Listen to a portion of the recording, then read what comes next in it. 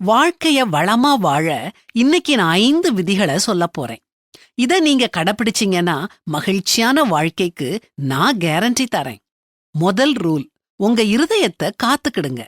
எல்லா காவலோடும் உன் இருதயத்தை காத்துக்கொள்னு வேதாகமத்திலையும் வாசிக்கிறோம். எல்லாத்தையும் எல்லார்கிட்டயும் சொல்ல வேண்டாம். எல்லாத்தையும் மனசுக்குள்ள அமைதியா வச்சுக்கிட்டோம்னா சந்தோஷமா இருப்போம். ஆண்டவர்கிட்ட மட்டும் சொல்லி அவர் தரும் சமாதானத்தையும் பெற்று வாழலாம். 2வது, நண்பர்களை தேர்ந்தெடுப்பதுல கவனமா இருக்கணும்.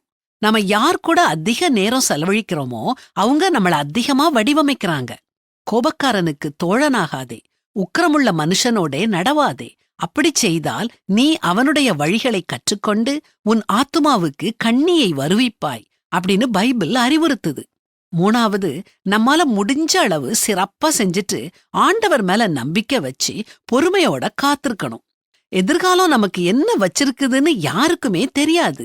அத நினைச்சு பயந்து வாழாம என் ஆண்டவராகிய தந்தை எனக்கு நல்லத மட்டுமே தருவார்னு நம்பிக்கையோட சந்தோஷமா காத்திருங்க. 4வது, சுய கட்டுப்பாடோட வாழணும். அடுத்தவங்களையோ சூழ்நிலைகளையோ நம்மால மாற்ற முடியாது.